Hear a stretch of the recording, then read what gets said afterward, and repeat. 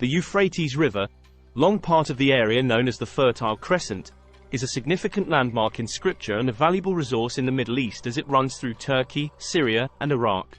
Over the past few years, the water level of the Euphrates River has dropped dramatically.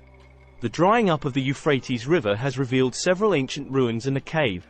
Some people are quick to point to the drying riverbed as a fulfillment of the Bible's end-times prophecies.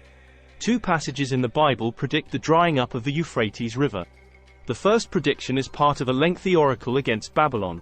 God pronounces judgment against Babylon's officials and wise men and against its false prophets, warriors, horses and chariots, and treasures. Then God says, "A drought on her waters. They will dry up. For it is a land of idols.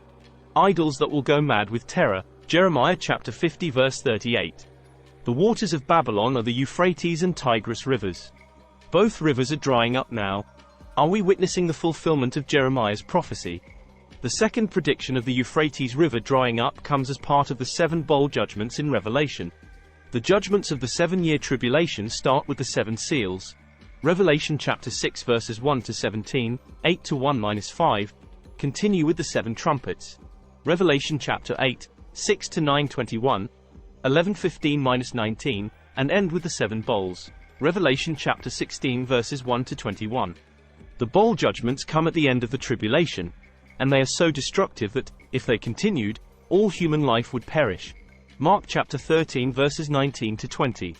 The 6th bowl judgment, the penultimate judgment of the tribulation, is the drying up of the Euphrates River. Revelation chapter 16 verse 12 says, "The 6th angel poured out his bowl on the great river Euphrates, and its water was dried up to prepare the way for the kings from the east." This prophecy not only identifies the judgment but also gives the reason for it. So a great army from the east can cross the Euphrates unimpeded. Next, the kings of the earth gather to the place that in Hebrew is called Armageddon. Revelation chapter 16 verse 16. At that point, Jesus returns, and the battle fought at Armageddon will result in all God's enemies being destroyed. Revelation chapter 16 verses 17 to 20, 19:11-21.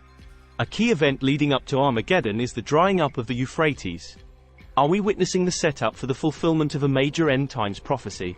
Concerning Jeremiah's prophecy that the Euphrates River will dry up, there are several possibilities. 1. The prophecy was fulfilled by military action in 539 BC when the Persian king Cyrus conquered Babylon. According to the Greek historian Herodotus, Cyrus diverted the water of the Euphrates enough to allow his army to enter through the channels under the city walls. History, 1.189-191. 2. The prophecy was fulfilled by drought at some unknown time. 3. The prophecy is being fulfilled now, as the Tigris and Euphrates rivers are diminishing. 4. The prophecy will be fulfilled during the Great Tribulation, corresponding to the 6th bowl judgment of Revelation chapter 16. 5. The prophecy has a double fulfillment, once in the past and again in the future, during the end times. Concerning John's vision that the Euphrates will dry up, that will have a future fulfillment. The current drying up of the Euphrates is not related to the prophecy of Revelation chapter 16 verse 12, for these reasons.